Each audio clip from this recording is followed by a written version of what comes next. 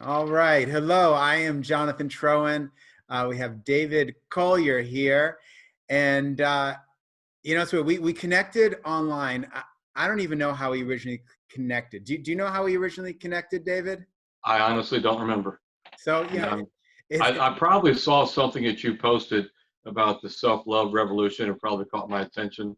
And I probably clicked on that and then most likely sent you a friend request. awesome.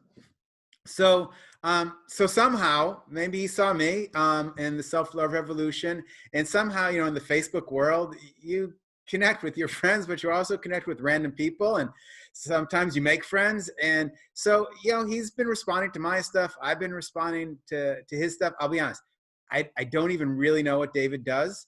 Part of the reason why we're here.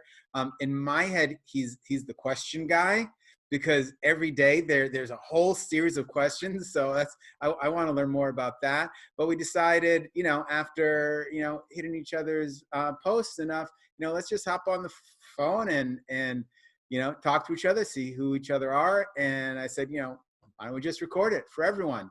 My people that know me can learn about you, David. Your people can learn about me, and it all becomes about connection and sharing, which is why we're all here anyway. It all sounds good to me. So that's why David and I are here together. So I'll start with some questions because I want to learn about you. You can interrupt anytime. You can ask me questions. And uh, to me, well, before I ask you questions, let me ask you this. Is there anything you would want me or people that are watching this to know about you? Probably, but right now, maybe because I'm new at this and feeling a little bit nervous, I'm drawing a blank. So there's probably something I'd like everybody to know. Wait, yeah, okay, here's something. Here's something just popped in my mind. This is what I want the world to know. For whatever reason, I honestly don't know why humans are on Earth. Why am I even alive, existing on Earth, other than my mom and dad decided to do something? I don't know why humans are on Earth, but I've been looking for answers to why are humans on Earth for a long, long, long time. And then I find there's a lot of different beliefs, different belief systems. But for whatever reason, since I've been on this path of looking, I find that I'm feeling, I don't know this factual, but I'm feeling that my purpose for being on earth is to help elevate human consciousness. And maybe that's because I want to elevate my own consciousness because I want to know why I'm here, what I'm doing. And maybe it's because that's why I was actually put here to help all of us as a collective become more aware of who we are and what we're doing on the planet. Yeah, could it be that it is really both? That you're here for a purpose to help raise human consciousness, and then you say, well, maybe my own. Is it possible that it's really one consciousness and it all has to either raise or lower together? I know there are a lot of people that have a belief that there's only one consciousness. My perception is that there's a collective consciousness, but then there's a huge number of individual consciousness. Yeah. It's kind of like the Borg. I don't know if you ever watched Star Trek, but Yeah. it's like a collective, but they're all individual, but they all acted as one. But it's like you're a human being. You're a complete entire human being. I'm a complete entire human being, but yet we're both members of the human species. Yeah. But you're an individual, and we as a group are an individual of a sort because it's like we're not the same animal family as the dogs and the cats and the horses and the cows. We're like just a species in and of ourselves, but yet we're whole, complete individuals as well. But yet the entire body that you have is not just one body; it's actually made up of, I don't know, millions or billions or zillions of other particles, cells and molecules and all that stuff. So I think there's the whole, the collective of the consciousness, but then there's also your individual consciousness, which is a contributing factor to it, and then mine, which is a contributing factor to it. Now, what called you to go searching for this? Why are we here? When did that start? I don't know exactly when that particular question started. I think probably at a very young age. I remember going back to one of my earliest memories. I got confused when I was 2 years old. I got real confused. And then later when I was three, I got terrified, real terrified. And then when I was 17, I was doing something that I enjoyed. I thoroughly enjoyed it. But then I realized one day that I'm doing something I ought not be doing. And what it was at that particular time, I actually smashed my car into another car that I could have avoided. And I made a conscious decision to not apply the brake, to not change lanes, to not avoid the collision. I made a conscious decision to go ahead and hit the car. And I enjoyed it. But then I realized what occurred. It's like afterwards, I noticed, wait a minute, I just drove through somebody's thoughts and emotions and images. And then I looked at the driver of the car that I just hit, and I connected. They were hers. It was like she was terrified. Then I had a short conversation with her, and I realized that, wait a minute, I did something terribly wrong. Why did I do this? And then I decided to not do it anymore. But then the next time somebody pulled out in front of me, similar to what she did, I did the same thing. And then I decided again, don't do it anymore. But then I did it again. And it's like, so I figured, okay, well, I'm making these decisions. Why? Why am I the way I am? Why am I doing the things I do? And I started looking, and then somewhere in the path of looking for answers to why I was doing the things I was doing and why I continued doing it even after I decided to stop doing it, then I realized, wait a minute, why are we even as a species on this planet? What are we as a group doing, and what am I specifically supposed to be doing in society and on the planet? And it just kind of like, so that's one of the reasons why I post so many questions, is I'm looking for a lot of answers. So I want to ask you, because it always fascinates me when people talk about the really younger years, like 2 and 3 years old, and say they remember something. Like you said, you were confused and then you were terrified, because I have no memory of those younger years. And even, beyond that, I have a few still images in my head of some of those younger years. So if you're willing to share, and if it's too much, you don't have to, but I'm truly curious, what do you remember at 2 years old that confused you? And then at 3 years Okay. old, what terrified Yeah, I'll tell you. And just to let you know, it's like these are memories that surfaced as a result of me asking questions. you? I was asking me questions, and then the answer came to me. Okay, it was like the question, why am I the way I am? Well, one of the answers to the question is, well, is actually another question. How is it that you are? And then, okay, well, one way is I'm confused. And then, well, how did you get confused? And then this memory popped up. I was like, I remember I was 2 years old, based on where we lived, and but when I was at 2 years old, you're learning how to talk, right? Right. And at 2 years old, generally your parents and other adults, they say things to get you to repeat what they say, and then they kind of give you kudos, hugs, reward. They reward you for repeating what they said, right? Right. Okay. Well, my parents were arguing, as I remember the vision, and one of them, I'm going to speak a foul word here. Some people may or may not like it, but one of them said "fuck you" to the other. I honestly don't remember which one it was that said it. I just remember that those were the words. Yeah. I remember the door was open. Our yard was fenced in.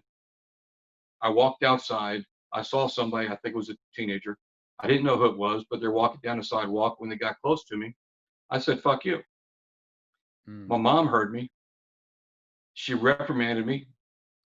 She put soap in my mouth, Mm. and it was a horrible experience. And at 2 years old, whereas previous to this, I'd only been rewarded for repeating what I said.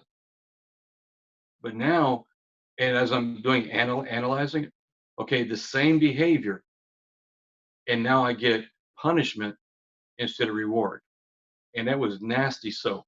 Plus, there was also the emotion, because like, why is she so upset with me? Yeah, you Type were of doing thing. just what you were taught to do. And yeah, because I was taught to repeat. Yes. So I repeated. And now my mom didn't do anything with the intention of harming me. I'm aware of that. But as a 2 year old, I didn't understand. I mean, 2 year olds are learning. I mean, it's like that's all we are, is we're sponges. We're absorbing knowledge and information, and then we're learning behaviors. And that the pattern of behavior that was established was, they speak, I repeat, I get love and attention, and that's what I wanted.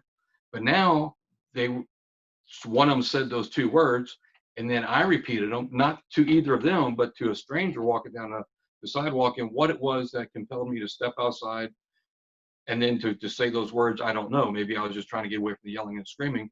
Maybe that's why I went outside. And then I saw that person, and I said those words, and she heard me. I mean, she was a very attentive mother. She didn't let me just wander off and not know where I was at. She gave me some freedom to roam.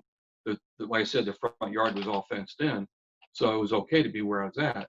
It just wasn't okay to say what I said, but I didn't know that it wasn't okay to say that. And that's the point, my first point of confusion that I recalled, and it came as a result of me asking me a question. That's what popped it up. Wow.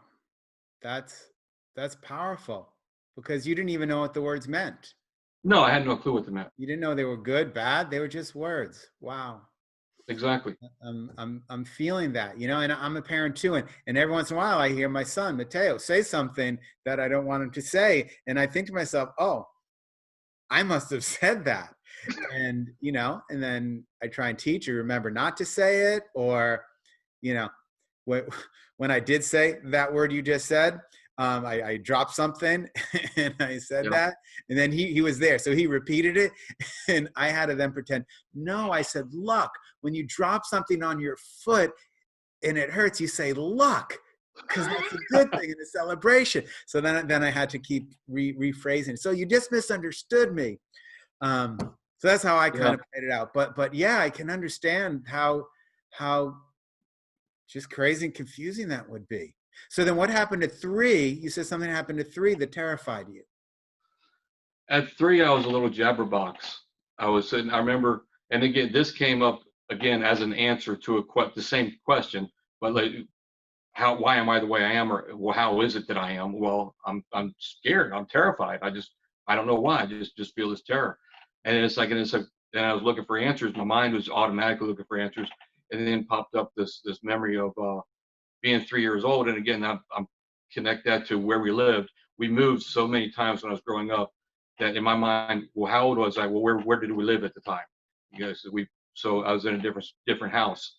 And so I'm at the kitchen table, and I'm a jabberwock. I'm talking to my mom about something. I don't know what I don't know what I'm saying, but I'm eating my cereal and I'm talking. And my dad was in the other room trying to sleep, and he was telling me to be quiet, and I wouldn't. I'm just a jabberbox. I think they told me to shut up, and I wouldn't. I just kept jabbering. Well, at the time I was unaware of it. Now I know, because of different discussions. But my dad had been the big emotions coming up. Okay. He'd been awake for 3 days. Been they called them bennies. Their speed. He was popping bennies to stay awake because he was driving a truck, and the truck broke down. He was trying to make a living to support the family. So he had a real rough time on the road with this one particular truck. He got broke down. He managed to get back on. By the time he got back home, he'd been 3 days without sleep, high stress, and he was still having problems with his truck. And he wasn't in a good state of mind, right? So, and he needed to sleep. I didn't know this at the time. I recognize it now. For whatever reason, as emotions are coming up, I don't want them to, but they are, and I'll let it. But so what happened was, I felt that he wanted to hit me to shut me up. He didn't hit me. But way back then, where we lived, they had milk was delivered to our house from the local dairy in a glass gallon jug, or maybe it was a half gallon, but it was in a glass jug. I had my bowl of cereal in front of me. I was eating out of it. The glass jug of milk was set next to me. My dad came in, and he loved me. There's never been any doubt in my life that my dad loves us. It was just, he was in a state of mind from exhausted, stress, and then whatever the chemicals that was in his feed did to his body. And he put his fist through the glass jug. I felt he wanted to hit me, but he chose to hit the jug, fortunately for me. Next thing I noticed was there was blood splattered on me, in my cereal, and on the wall. He cut a major thing in his arm. Then he went running out of the house. I was terrified, and I felt it was my fault. So that was what occurred at 3. And so these two traumatic things, they're in the subconscious areas of my mind, and they're affecting me my whole life, even before I became aware of them being there. And now at this stage of my life, I'm very aware of them there, and it's like I haven't fully found out how to eliminate the emotion. I mean, it's good to have the memory, I think, but the emotions is what causes a problem, you know. Yeah. And it's like, how do you get rid of those emotions? And so, I mean, I'm going off on other things now. I answered your question. I should probably stop talking. That's okay. So, No, keep going. so that's so I look at things from different perspectives, different points of view, and sometimes I look at the same thing from different ages. You know, at one point in my life, I was extremely angry with my dad, and it's like I wouldn't talk with him, wouldn't have nothing to do with him for 2 or 3 years. And part of it goes back all the way back to that particular instance, you know. But then others, it had nothing to do with that. It's just other things. But again, it's like on the positive side, my dad he's always loved his entire family, including me. He's always been a provider, done the best he could. He's always had struggles. And when I look at how a variety of factors, and I balance with the way I talk sometimes, I recognize I'm a product of my environment and my genetics and my upbringing. Well, those who affected my life, they're also a product of their environment and their upbringing and their genetics. And it just goes down the line. And I look back, okay, I know something about his childhood. I had a fantastic, beautiful childhood compared to his childhood. And the same thing with my mother from the different things I've been told. And so there was just a couple of traumatic incidences, but the rest of it was mostly all good. Yeah, those things leave an imprint on us. And, you know, as I hear it, it just reminds me that we have no idea the experiences that people have gone through. Even people that look like they have beautiful lives and people that look like they have difficult lives. And then, you know, as soon as we see them and in either in real life or even on Facebook, we start making up stories. Like I see you posting all this stuff and I start making up stories about you based on my experiences, not yours, because I don't know anything about you, right? And this is just a really good reminder for me, and I hope for everybody who may be watching this, that we have no idea what people went through when they weren't kids, and through their adult life too.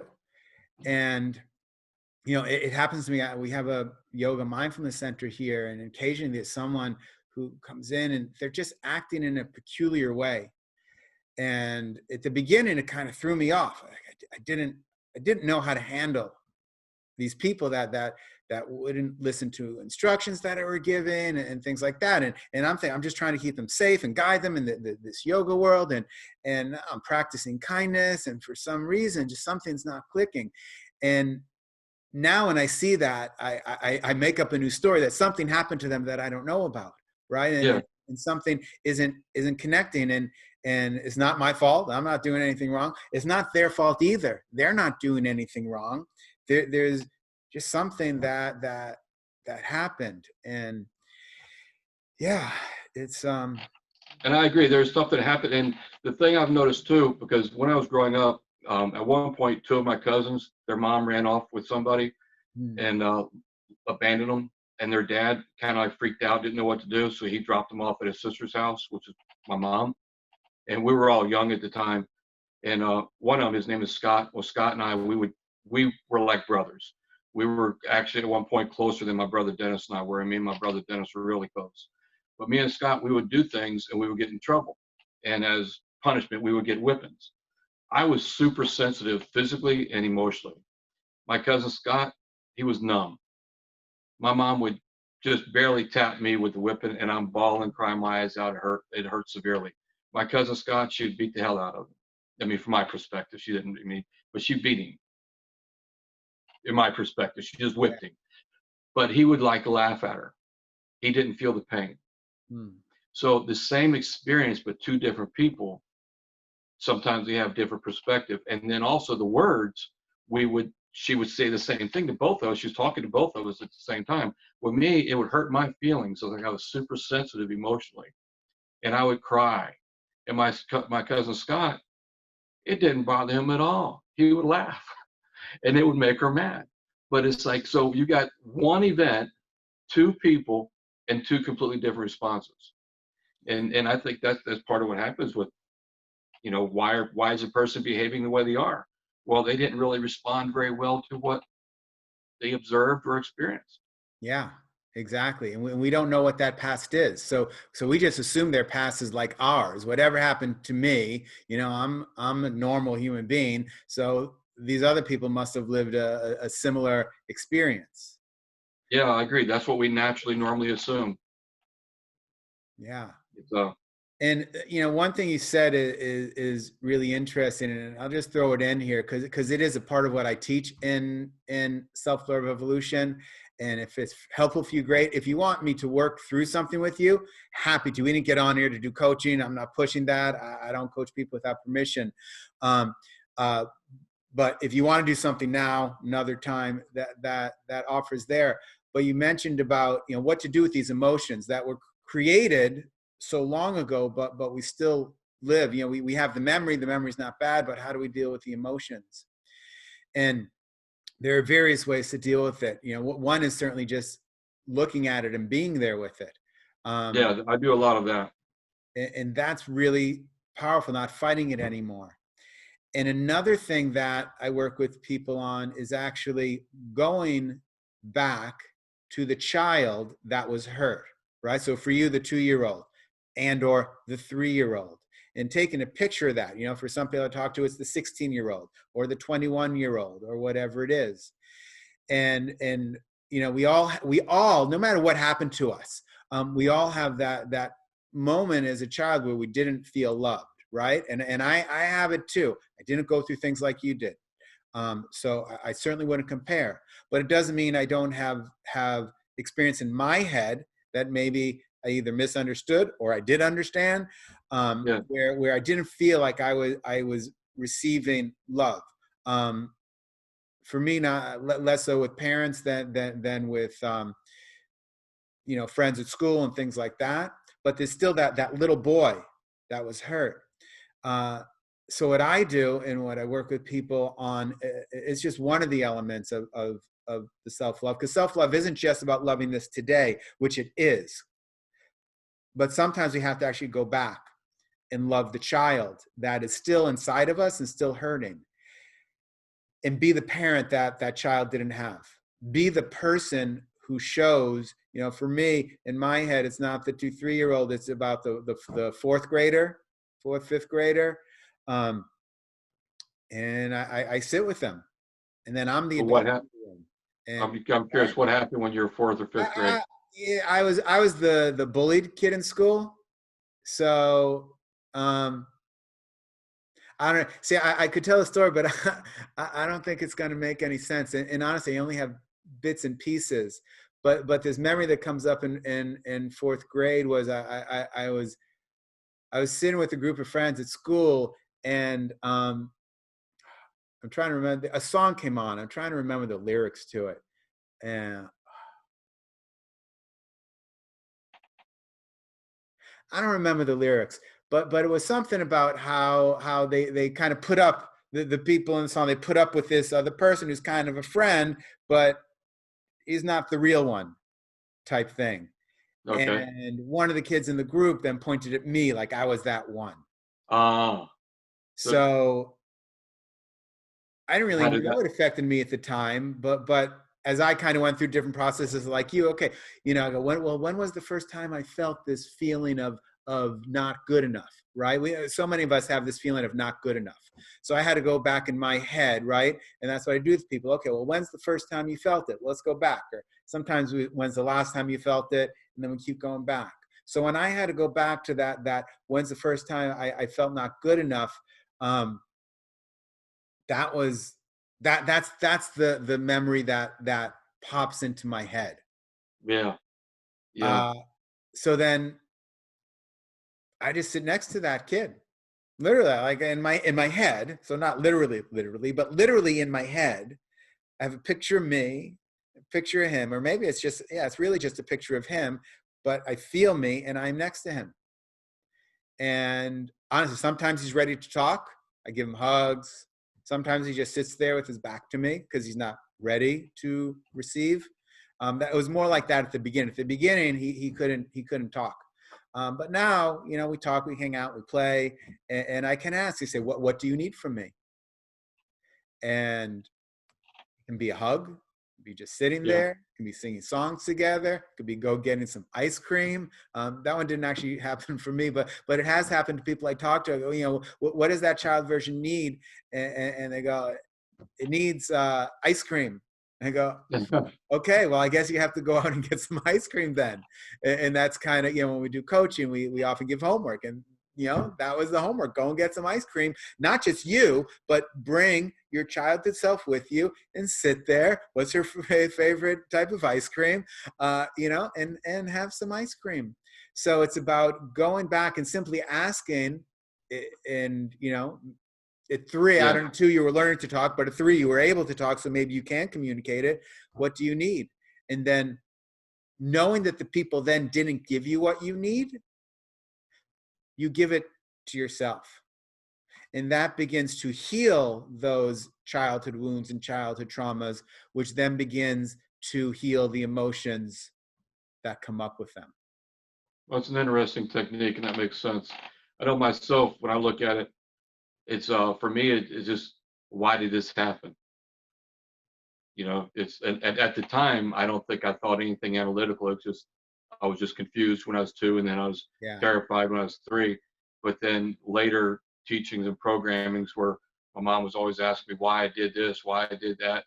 It then became an ingrained thing. And then, you know, when I was like I said, when I was 17, I caught myself doing something that I really enjoyed. I'm serious. I actually enjoyed hitting that car on purpose. I enjoyed the impact, enjoyed everything about it up until the point I realized the emotions and the thoughts that I just drove through of the woman driving the car.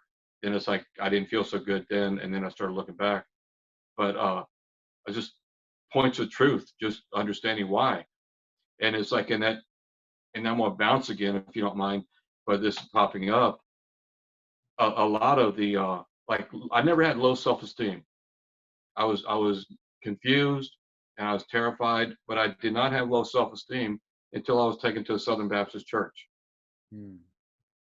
And then it was because I was operating on, I was doing what my mom told me to do, listen to adults, do what adults tell you. And I was already at the age of 10, I'd already been programmed to where person in a position of teaching is authority. You know, authoritative person is their teachers. A Yeah. preacher is kind of like the teacher. I'm used to going to school and sitting and listening to the teacher.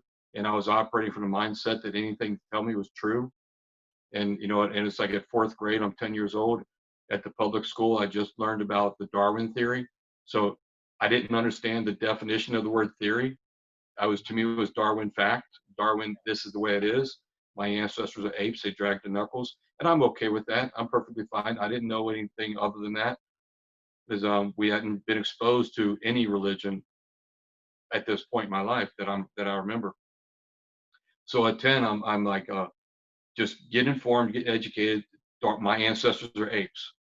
There's never anything about me being bad. You know, it's like I was confused and terrified because of things that happened at home.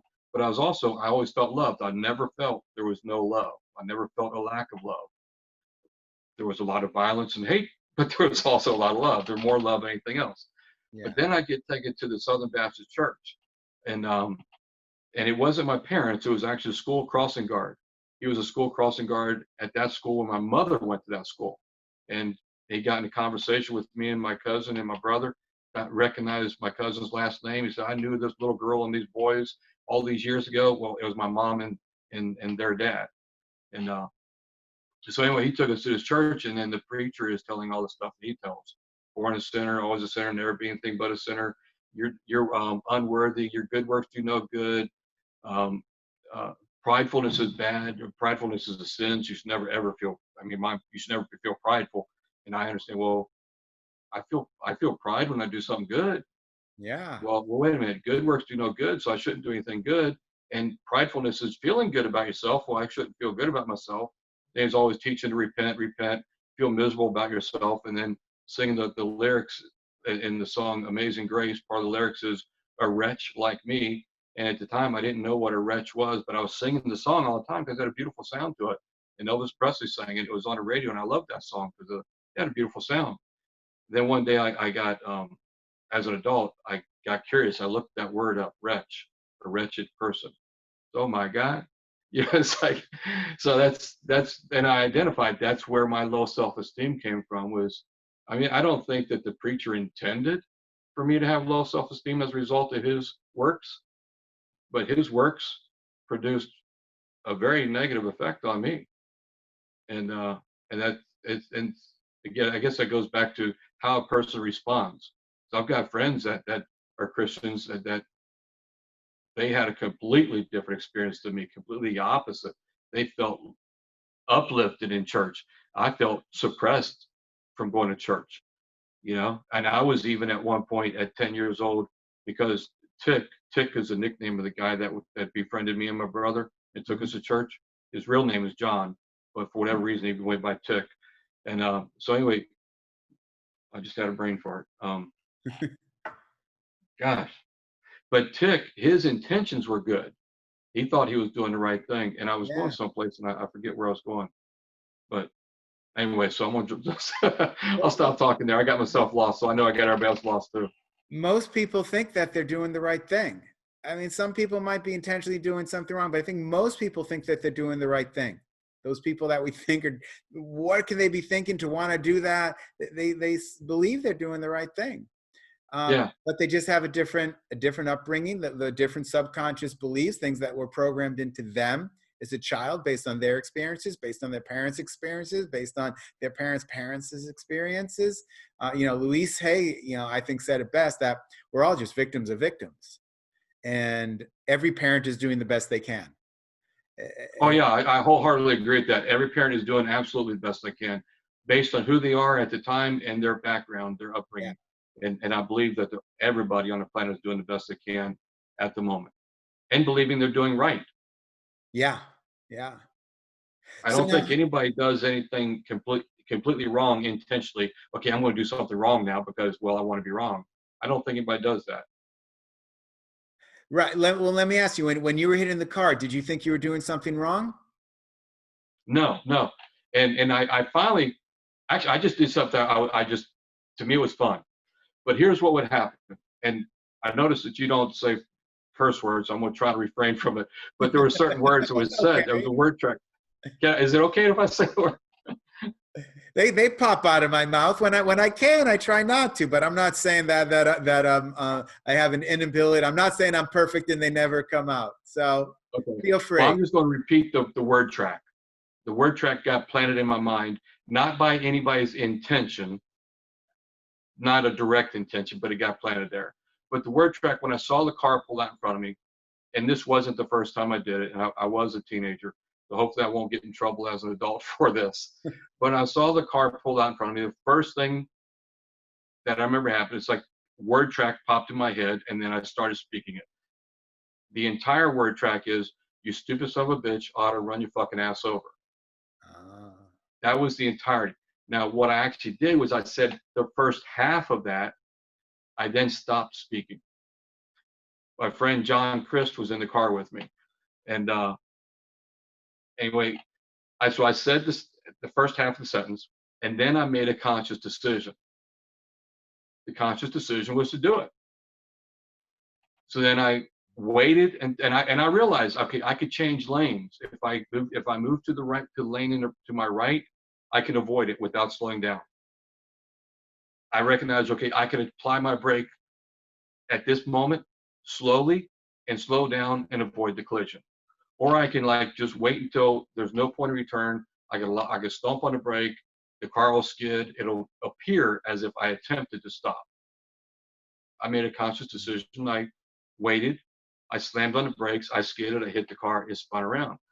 And to me, I didn't think I was doing anything right. I didn't think I was doing anything wrong. I was just doing a thing, and I enjoyed it. But then, like I said, as I was about to hit the car, I drove through a cloud of images and emotions, which I afterwards I connected with was hers. So I didn't think I was doing anything wrong. But then after I did it, I realized I am definitely doing something wrong. I'm never doing this again. yeah. And But then I did it again the very next time that somebody pulled out from me, did the same thing. And again, I decided not to do it. Yeah. You So started to say something? I want to come back to today for a minute, because what I see is there's a guy that's posting all these questions. So tell me about what you're going through today with all the emotions that are still here. How do they influence the questions, and what's really happening with all these questions? These questions, okay, let me do a final thought on what I was talking about, and Okay, then go I'll ahead. answer that. The thing I was finally able to stop that pattern of behavior. But before I could stop that pattern of behavior, I had to become aware that it was wrong. Hmm. And then I had to find a variety of points of truth. It's like I was actually subconsciously doing what I was programmed to do. Because it was my dad that said that word track when I was riding with him, and so I pulled him out in front of him. It was me when I was like 10 years old that decided, when I was outside playing with one of my cousins, and we were talking about what we're going to do when we grow up. And so I want to be like my dad.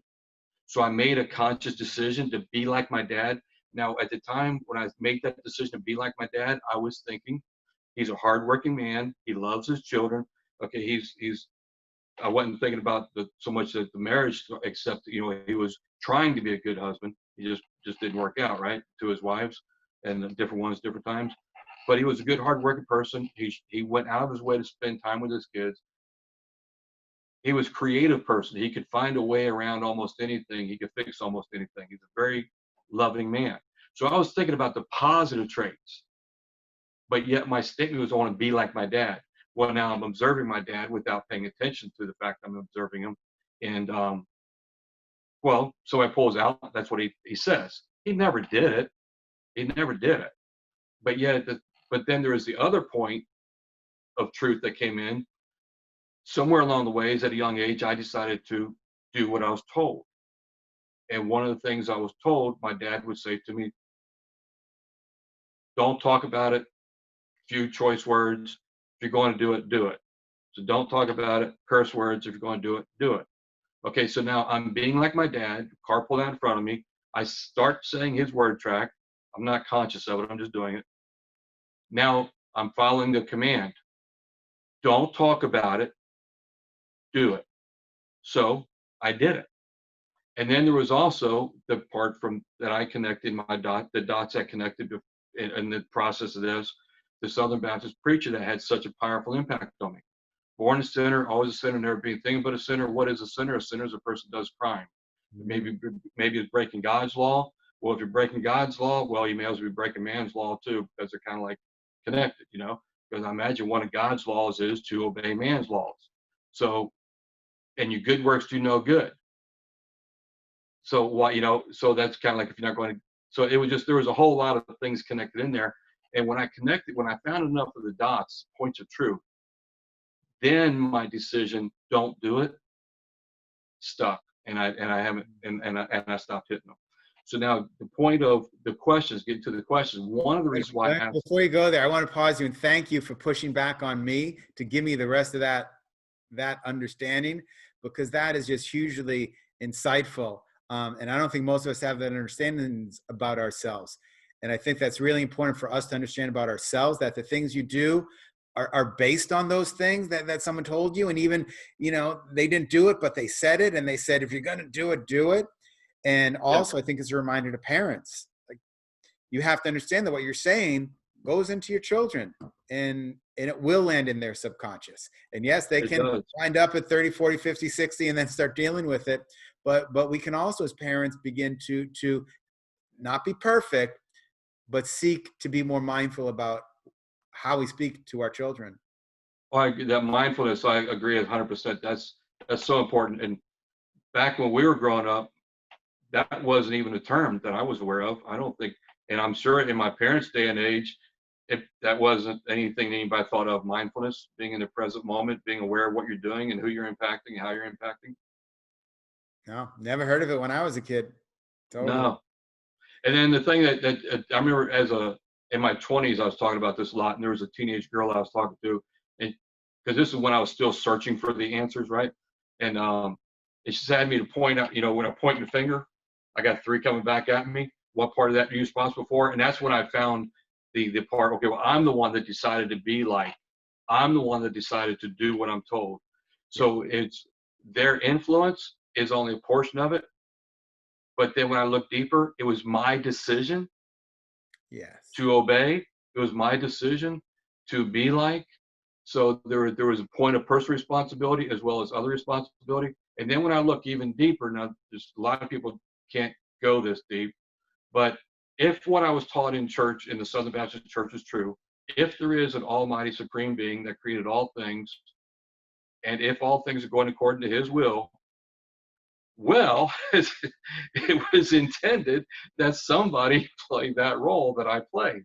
Yeah. So from that perspective, I didn't do anything wrong. I just volunteered to say, yeah, I'll be that guy. You know, may have done it knowingly way back on the track, or maybe I did it unknowingly, but yet if things are going according to an original intention, then we've got the law of polarity. You know, it's like if there's going to be a cop and robber game, you got to have somebody playing a cop, you got to have somebody playing a robber. If you if Yeah. there's going to be a victim, if there's going to be a victim, and what do you call the person that victimizes people? The bully. If there's going to be a victim and bully type of game, somebody's got to be the victim, somebody's got to be the bully. And if a person is running around believing I'm unworthy, I don't deserve, and they have a nice car, and they're believing I'm unworthy, I don't deserve, somebody comes along and takes the car away from them. It was based on the original Yeah. intention way back. So should any of us feel bad really about anything we do if it's all in line with the original intention? Analytically, at this point, I say no. No one should ever feel bad about anything other than if they want to feel bad because, well, there's several emotions that are feel bad emotions, and there's reasons for all those emotions to exist. Can't be bored if you're up and down on that scale of emotion. But we don't have to ruminate and feel bad about everything we've done. And at the same time, perhaps there's room for change. Perhaps there's room for learning, so we can do something else, like you did. You did change the habit. Oh yeah, and there's definitely room for learning and change. And then once we learn, once we become aware of the impact we're producing, then we can make a conscious decision. Okay, well, from here, do I want to improve the world or do I want to harm the world? Do I want to assist people in achieving their worthwhile goals or do I want to assist them in achieving their victimization goals? Because many of us were programmed to believe you can't do anything about anything. It's not up to you. It's you just got to take what you're given and be satisfied with it, and you just can't do nothing about anything. But yet we can do something, and it's like, okay, well, I can consciously choose to participate in a conversation, or I could consciously choose to ignore the conversation. I could consciously choose to find out what are you, Jonathan, trying to accomplish in the world for society. I can assist you in that, or I can try to slow you down, interfere with it. Well, I don't want to slow you down, interfere with it. They say, well, what are you trying to do? Well, I'd like to, if it's in line with what I'm doing, then I would love to assist you. And I think that we can operate on that as we become more aware of what is it that I have been doing, what is it that I am doing, and then, well, where is it that I see as a potential for me to go? What type of person can I actually become? And is that what the questions are about? Like, did that bring us back to the questions, or what is it behind the questions? Yeah. That's the question is it continuing? When I was I would think it was 20 or 21. I moved out of my house and into my van, and I did this to travel looking for answers. And I say I don't know what the questions are, but I'll come up with the questions later. And then I just started pounding out questions, and the questions are actually, when I started this a few years ago, I was putting questions that I already found the answers to the questions. So for me, but so I then started putting them out to make other people think. And so a lot of the questions I do now is purely to make other people think. But then, in all honesty, at this point, I realized the other day, sometimes I post questions more out of habit at this point. It's just Mhm. become part of who I am. It's a habitual behavior. And when I noticed that it's a habitual behavior at this particular point, I had to look at, well, is this a habit that I want to continue, or should I stop it? And then I get to, well, it's helping me to elevate my consciousness. I think it's helping some other people to elevate theirs.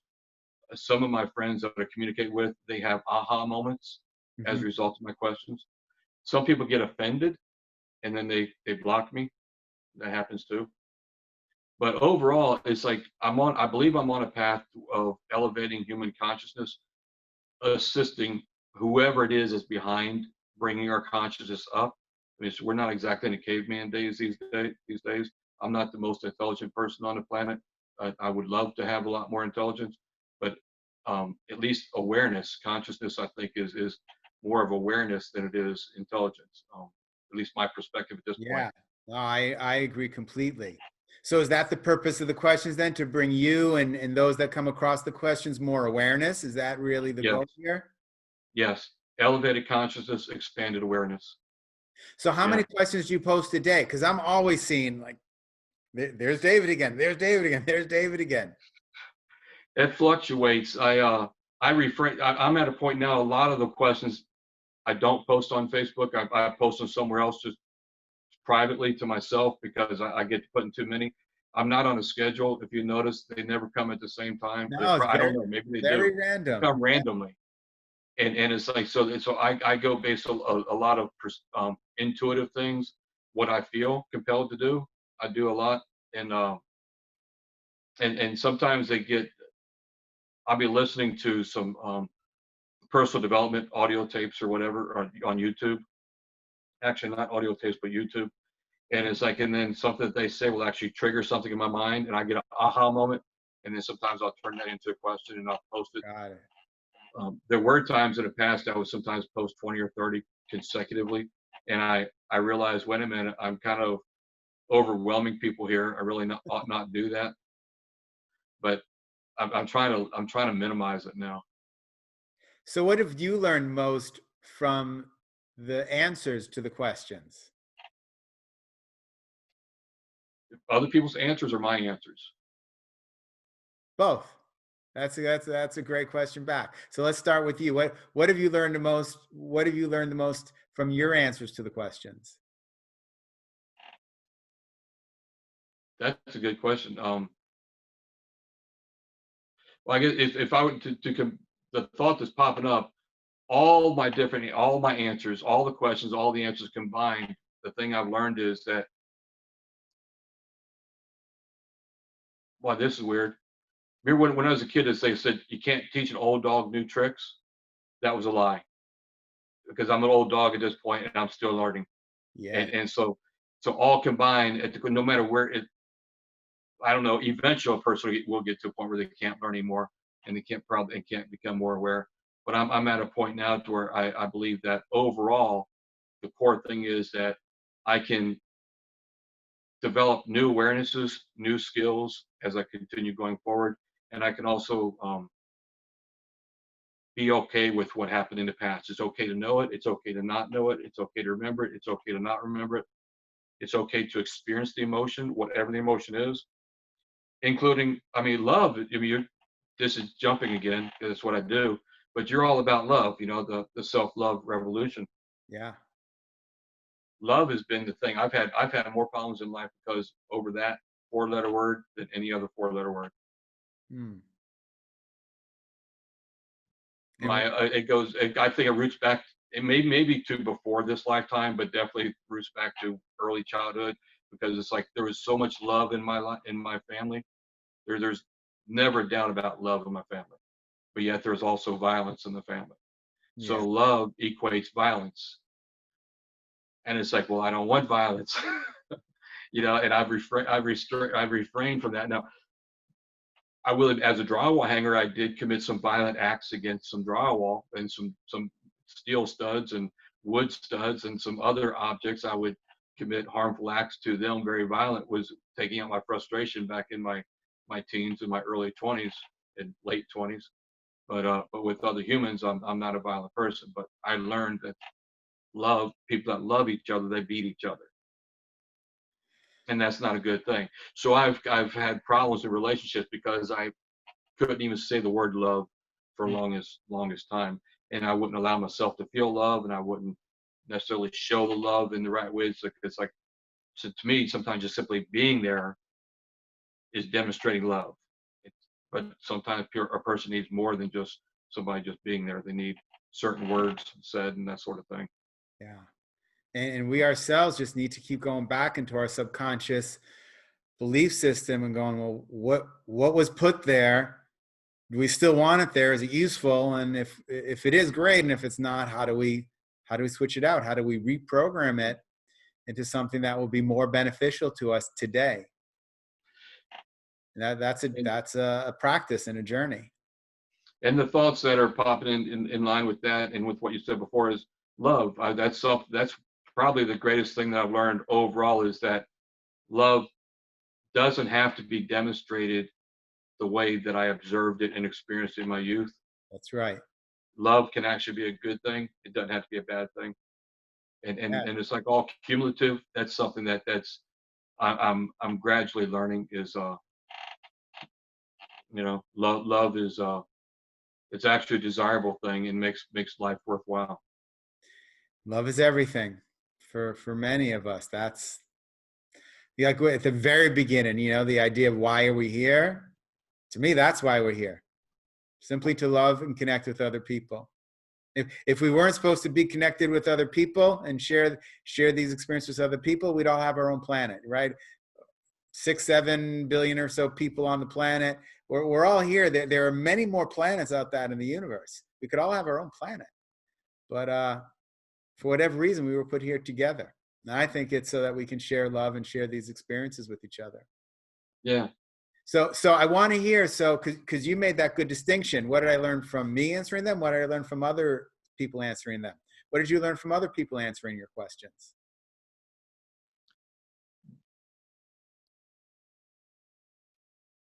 Their view is that their answer is the correct answer. No matter what their answer is, most people have a viewpoint, at least my opinion, my observation appears, most people have the viewpoint, my answer is the right answer, everybody else's answer is the wrong answer. And you have two completely opposite answers to the same question connected right there beside each other, one on top of the other, posted on Facebook. They're completely opposite ends of the spectrum. Each one is 100% accurate from their own perspective. And I've learned that I have the ability, and I believe we all have the ability, to take a vantage point of observation. Yes, from their perspective, they are 100% correct. This other person who has a different belief, different perception, yes, from their perspective, they're 100% correct. Both are correct, even though they're not in agreement. They're both correct, and they're both existing within the realm of potentiality as originally designed. So we have the option, in my opinion, of the collective consciousness of humanity coming up to a point where we make a collective conscious decision to live in love and peace and joy. No war, no violence, just love, peace, and joy. We have, in my opinion, based on observation and learning, as a humanity, as a collective, we have the option of elevating consciousness to that point where we can make conditions a whole lot better for all of us here on this planet. So what's your next steps now? So you figured out that your purpose here is to a combination of helping others elevate their vibration and doing that for yourself. So how do you, is not that we, there's this whole idea that we don't need to focus on how, just focus on what we're looking for. But how do you do that? Well, see, I'm of a point of opinion. You do need to know how. A person does need to have a how. And I was told so many times that you don't. Well, it's like, well, okay, but why? I can have a million reasons why, and I'm still doing the same thing. It's like, I got all that from when I was a drywall hanger for a long time. And it didn't matter why I was hanging a drywall. I was still once I knew the how, I was doing it according to that. Well, I'm at a point where my career as a drywaller is pretty much ended, and I'm in transition, and it's like, okay, well, what am I going to do with the rest of my life, and how am I going to generate revenue, income for myself? And it's like, and how can I fulfill what I feel is my purpose? So what I'm leaning toward doing at this point, I'm actually in the process. I'm trying to figure it out. I'm creating something I call the question funnel. There's a little booklet, but there's also a website, and there'd be a whole lot of things. And I'm putting it all together, but it's like, and I'm connecting it to a company that started a few years ago. A few years ago, I had a vision of becoming a life coach for my new career. But then as I was practicing and playing with it, I was like, wait a minute, I really enjoy knowing the things and I really enjoy being able to do the things. But something I don't want is a schedule where I have to be someplace on a particular time. I want my freedom. And so I don't really match up to be a life coach. But I named the company Decisions Incorporated. And because it's like when I backtracked everything, ultimately we're here because somebody made a decision. Let's say the Christian teaching in part is true. There is an original, there's a something at some point that had consciousness, intelligence, ability to make decision and imagine things into existence. Whatever it is, people call it God. God decided to create, and then we became. Okay, well then it's like on my things, I decided, and then I became. So I needed a decision incorporated because no matter what in life, everything incorporates decision.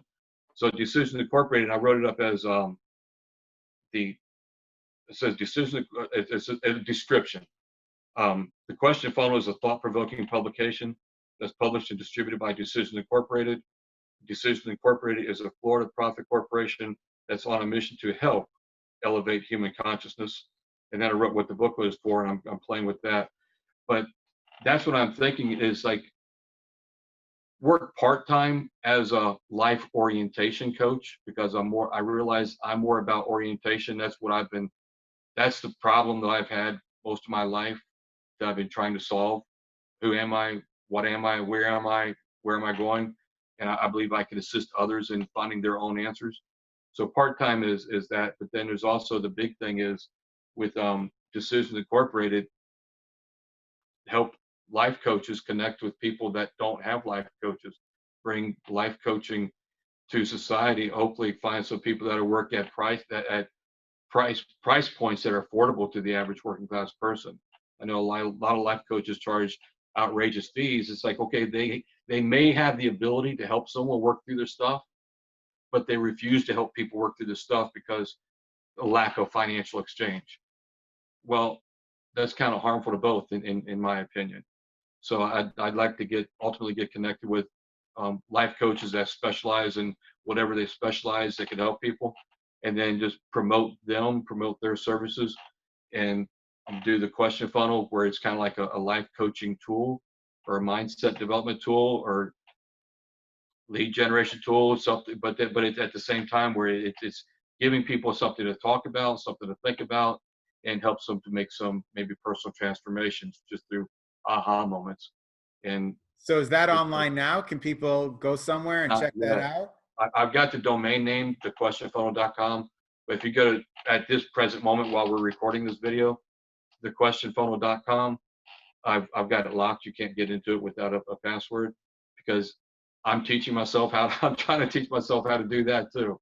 Maybe I can get some assistance with somebody who knows how to build a website, but right now So I'm when teaching. that all goes live, we'll do this again somehow, or I'll get a link out to everyone. That So would be good. we can see what it's all about. It's really cool. So the thing I'm working on right now is putting together the list of questions for the booklet that I'm going to put out with some advertisements. And I'm working on putting that website together. And then I'm going to promote it. And I want to get connected up with different life coaches that are at different stages of their career. Some are like full advanced and some are just, maybe just getting started. And then there's everywhere I go, there's people that have something that they want to fix or improve or change about their life.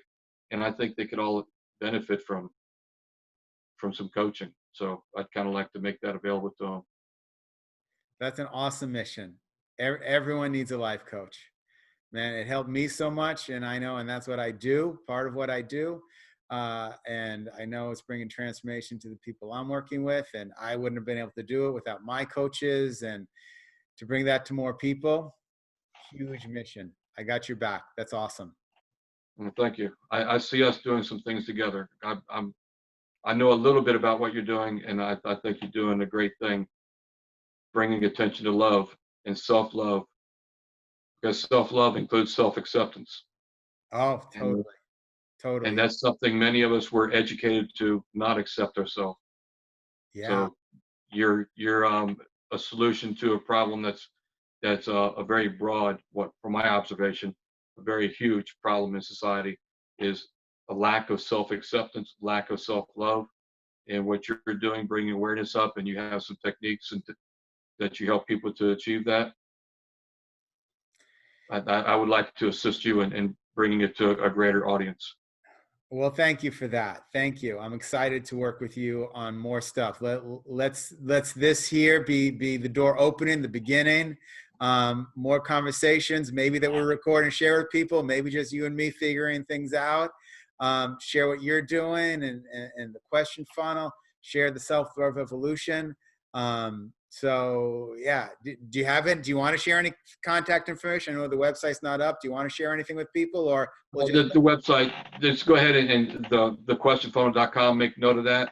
Check it out periodically. Soon there will be something there. all right. So maybe by the time you're watching this, questionfunnel.com. If you want to know And more about my stuff, selfloverevolution.com.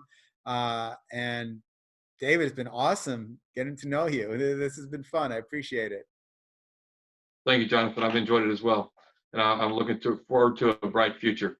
Like, I've Together. got a new friend and somebody to collaborate with. I love it. All right. Thanks. We will talk soon. We'll see everybody later.